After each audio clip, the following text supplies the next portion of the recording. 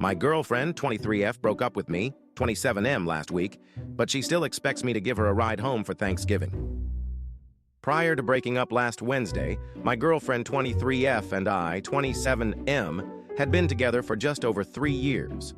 Up until this past August, she lived in Georgia, about 2 hours away from where I was living in South Carolina.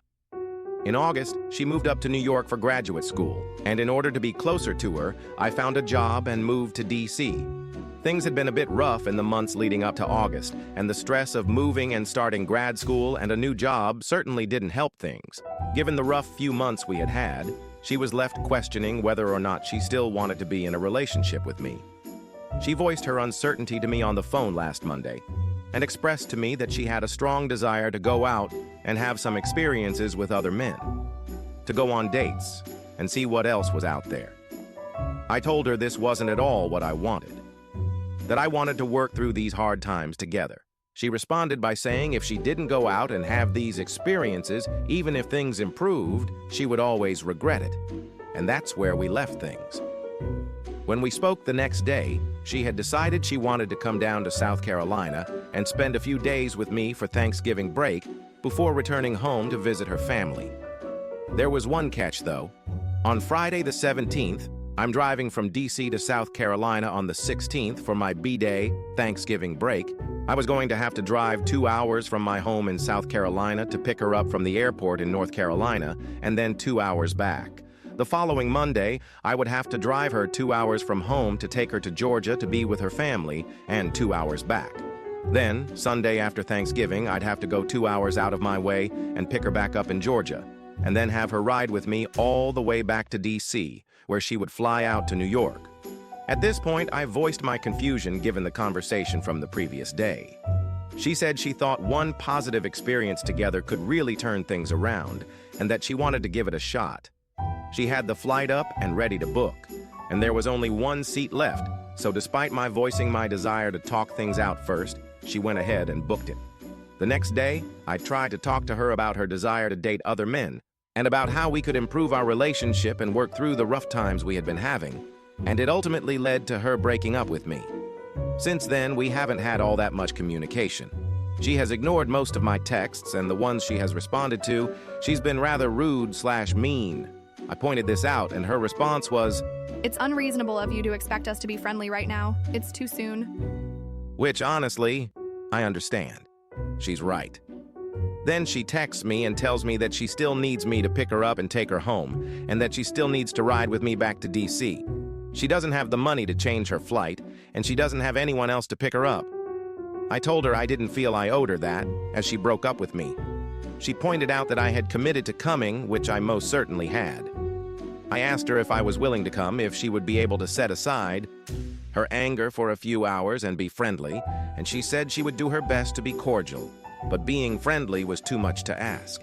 She said she would sit in the back and work the whole ride. My question is, do I still owe it to her to go and pick her up? Would it be selfish of me to tell her she needed to work this out on her own? I really don't want to leave her stranded, but I don't feel this is really my responsibility anymore. What do I do here? Update. Whoa! I was not expecting this many replies. Thank you all so much for your input. It is greatly appreciated. To those of you that have said I'm being a doormat, you are 100% correct. And I have been for, pretty much our entire relationship. I try my best to be kind to people regardless of how they treat me, but at some point you have to have a little self-respect.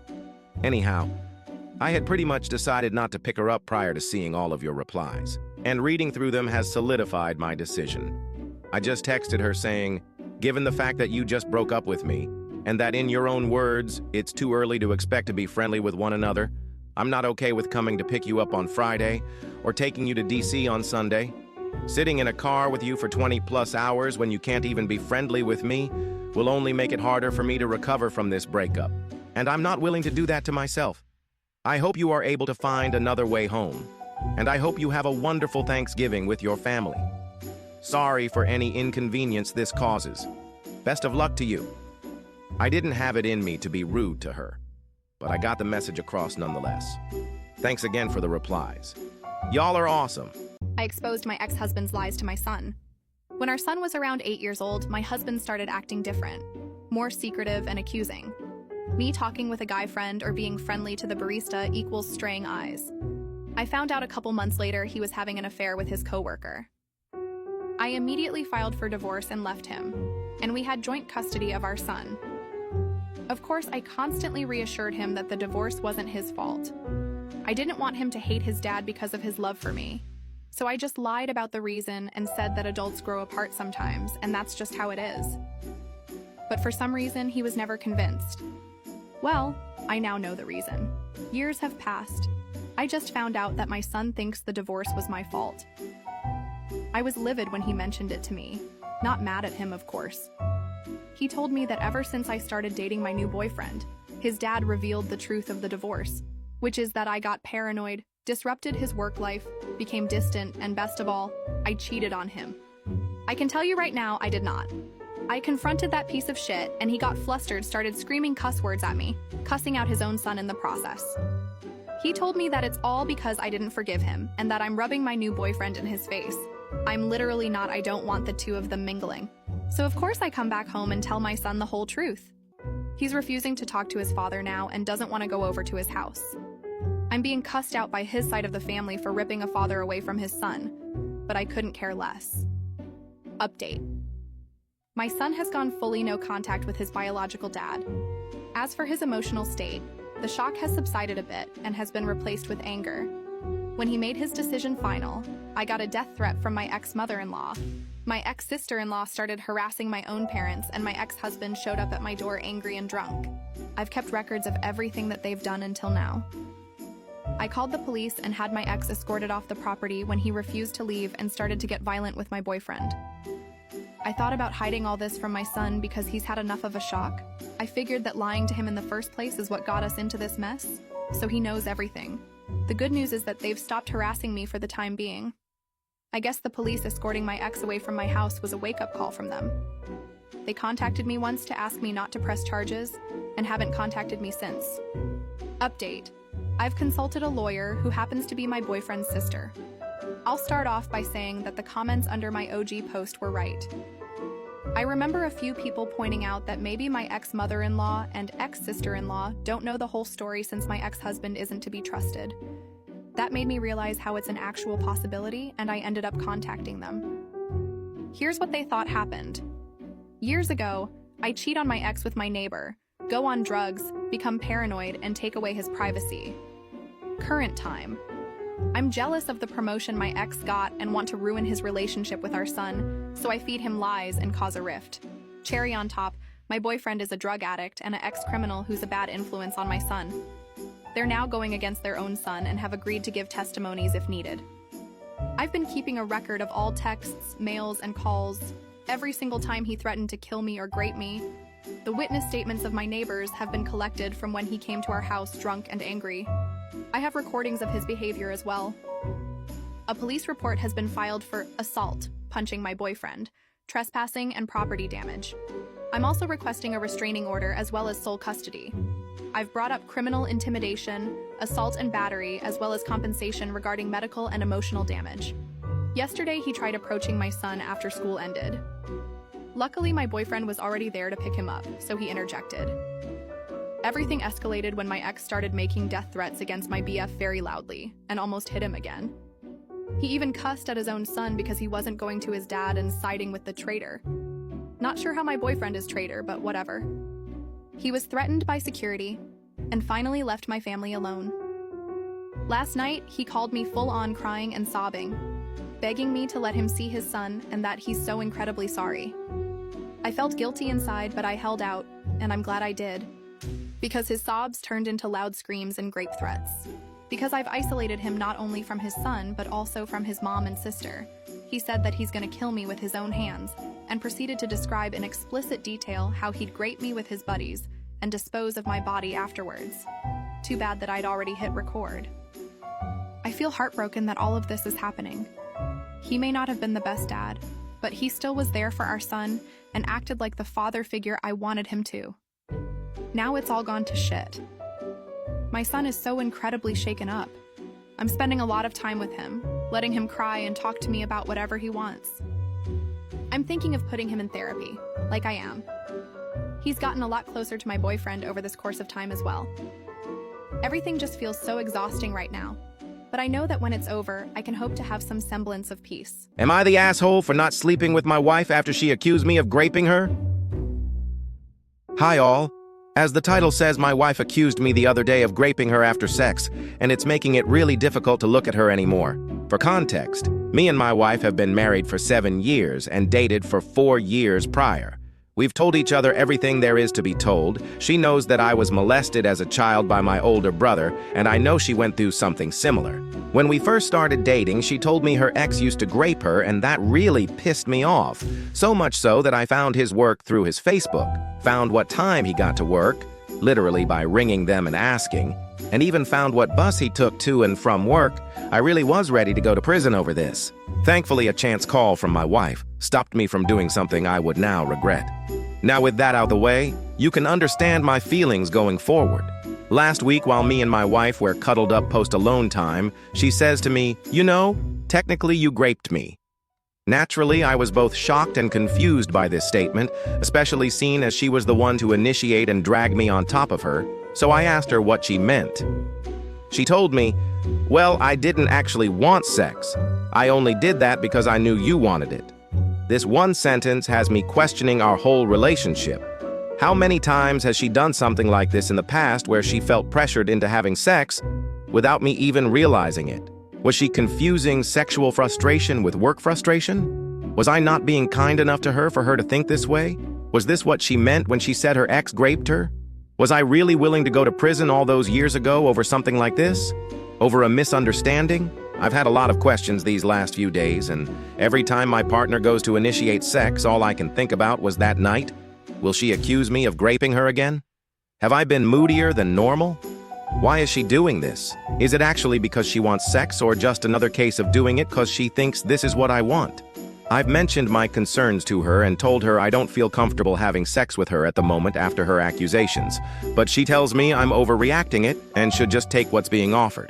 So, am I overreacting and being an asshole, or are these feelings valid? P.S. I know this is a strange place to get validation from, but me and her share the same friend group, and I've not exactly got any family I can trust to open up to about this, so I can only anonymously post here to vent and be judged.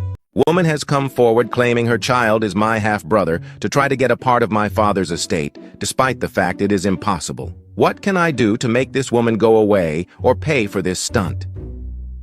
Using an alt, because this is just ridiculous. So here's the situation. My father passed about 2 months ago from natural causes and left everything he owned to me and my sister. His estate is worth over $5 million, with almost half of that in liquid assets. His estate is still being split up now, not because me and sis are fighting or anything. The two of us are just working together to see who wants what and figuring out what to do with the rest. But that isn't the issue here. About a week ago, a woman we'll call Stupid Bitch, SB for short, contacted my father's estate attorney claiming that she had a secret child with him and demanded he get a third of the estate. I have never met this woman or even knew she existed until then, but apparently she is the daughter of someone my dad went to high school with, so it isn't out of the question at first. But here's the thing. My dad was diagnosed with testicular cancer 15 years ago and had both his testicles removed. So unless this kid is at least 14, then it's impossible it's his. So, entertaining the thought, I met with SB and was surprised to find out this secret child is 9 years old and looks nothing like my father. During this meeting, she demanded her child's share of my dad's estate and wants 9 years of child support in cash. She claims she would sue if he wasn't added into the will. My dad's estate lawyer said that if SB's kid passed a DNA test, he would bust. She refused. She claims she has a secret letter from my father acknowledging this kid as his own, but refused to provide it. The meeting ended with my father's estate lawyer telling her to pretty much get out until she's ready to do a DNA test, and her claiming she would see us in court. It's pretty obvious this is not my dad's kid, but SB is still trying to take from us. My question is, what can I do to make her go away? What kind of legal action can I take to make her disappear from my life? If she does try to take action against me and my sister, what can I do to make sure this bitch gets what she deserves? Update. Seeing as the last post I made got popular, thought I would come back and give an update. As much as I wish this ended dramatically with SB getting arrested or embarrassed in court, I'm sad to say this isn't the case. So after I sent SB the text telling her to stop contacting me, she began to blow my phone up with voicemails and texts. I saved them all, obviously, and forwarded them to my father's attorney. The day after I made my first post, my attorney had a letter sent to SB. Won't post the letter here, but I'll paraphrase to the best of my ability while trying to interpret all the legal talk.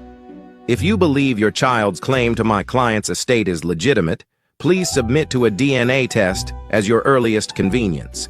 If an independent DNA test confirms your claims of my client's paternity to your child, we will see to having him compensated, as according to local laws for the requested child support. On the claim of getting a portion of the estate, my client specified in his will that his estate would be left to his children, fake father, 21, and sister. Unless you are able to provide the letter of recognition as you stated in my office on the 22nd, we will consider that your child was either disowned or unacknowledged by my client and will proceed as such.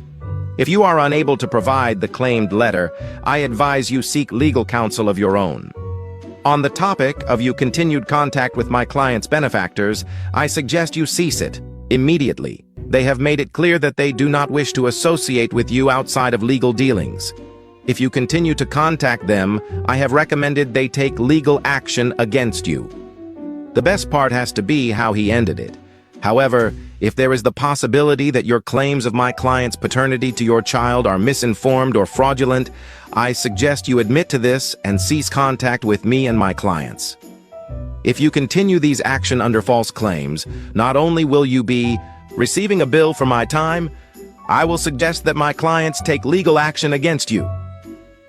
While this was going on, my sister tracked down SB's parents and got into contact with them. It turns out that SB has not had contact with her parents in multiple years, but that is not the important part. Apparently, this is not the first time she has done this.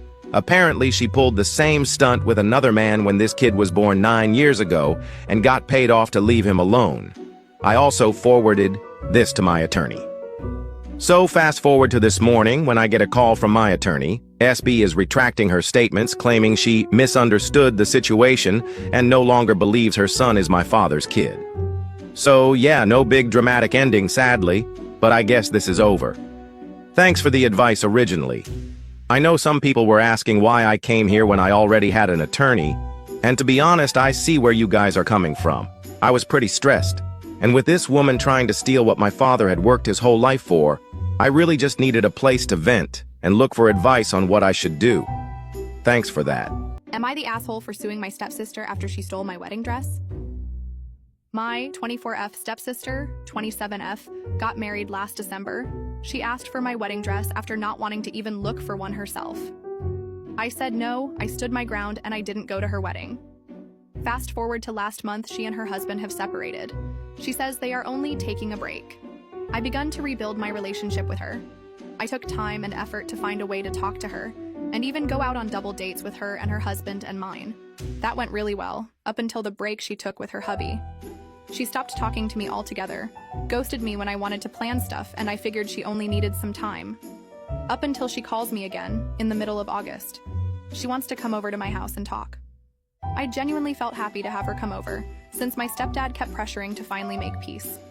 She comes over, we have coffee, and she asked to see my closet, since she was going out on a date and had nothing to wear. I thought this was a full circle moment for the both of us, so I said yes. We looked through my clothes, and I picked something that went well with her. She said thanks and put the outfit in a bag she brought with her, and left. Some days pass, and as I was cleaning my own closet, I find that the spot where my wedding dress was hanging from was empty. It was in a garment bag, and it was there since I don't want it to wrinkle, so bad since the fabric was a little fragile. I freaked out, searched for it everywhere.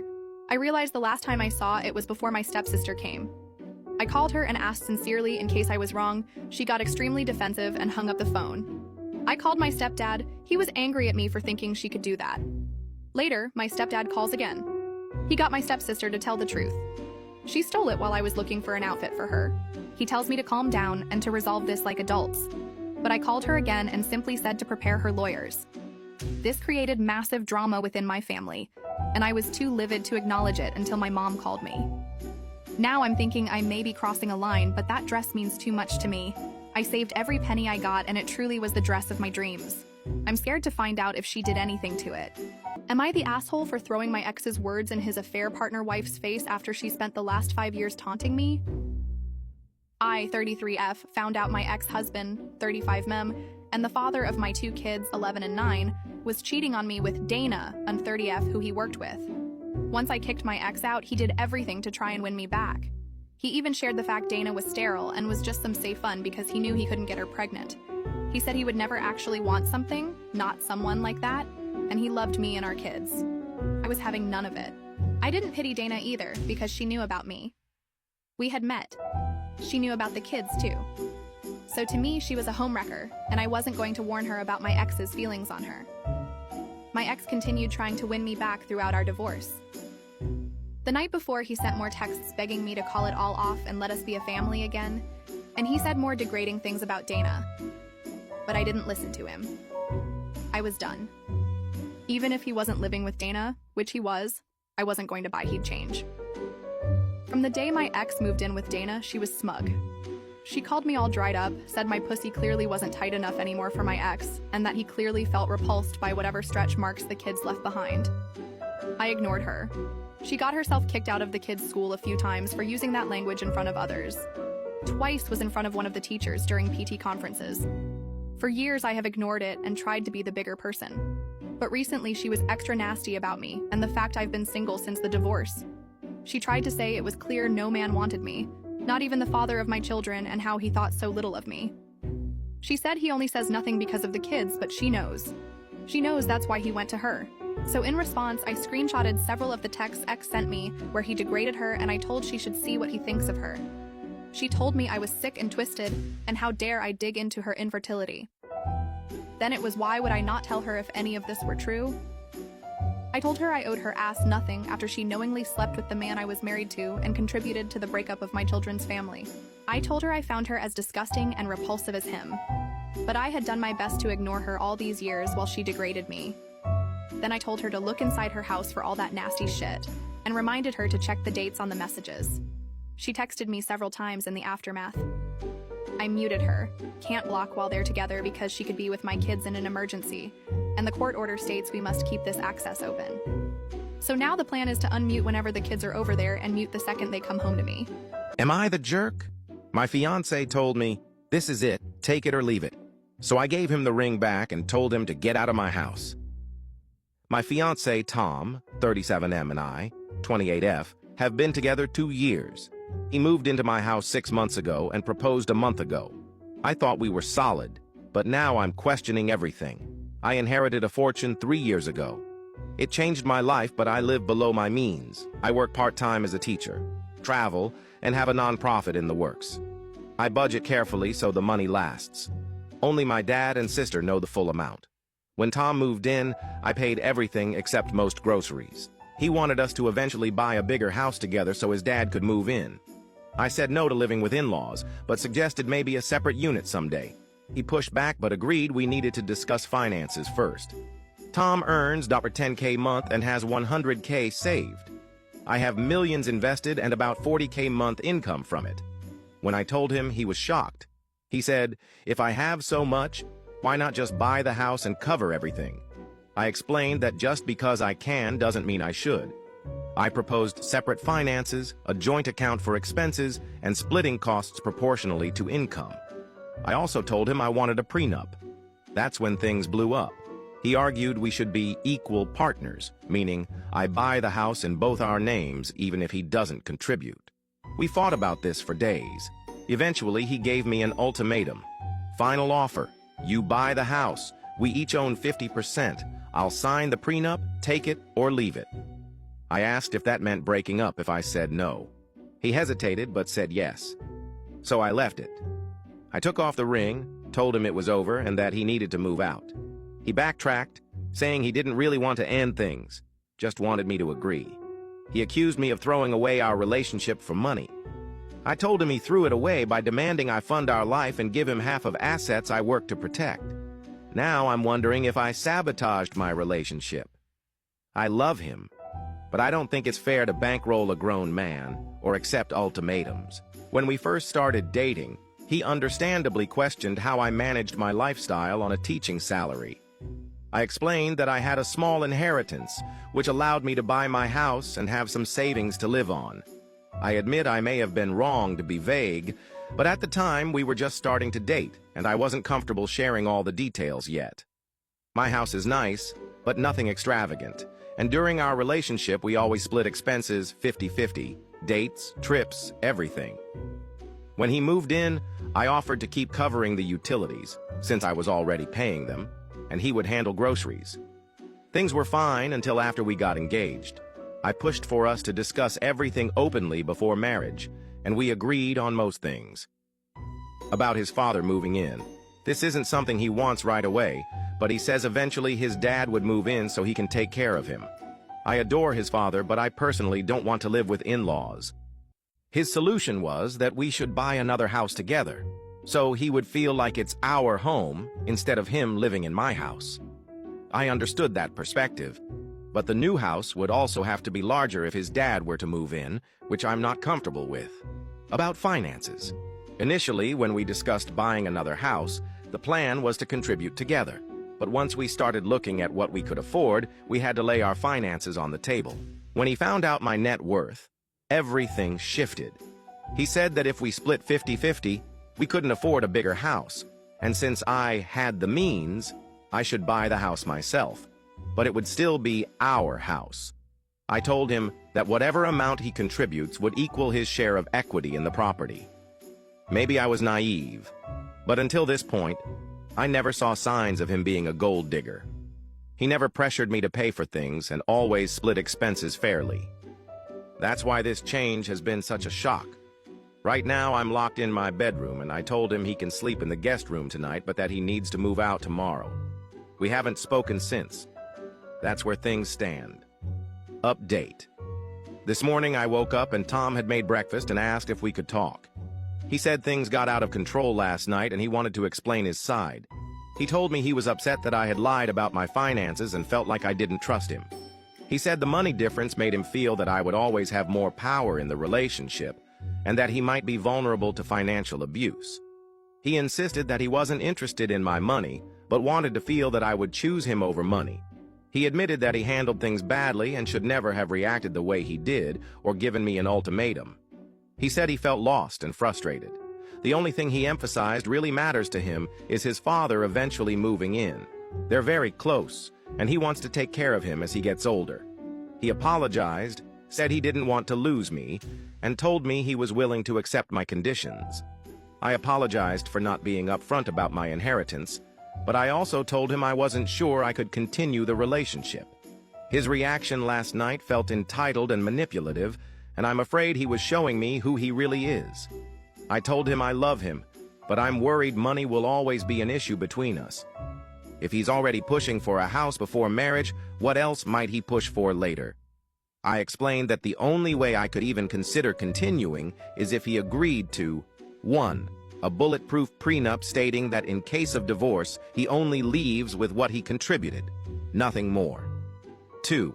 Agreeing to buy a house together, but his equity would reflect his contribution only. I also suggested options like a guest house for his father or a condo nearby, but not living directly with us. 3.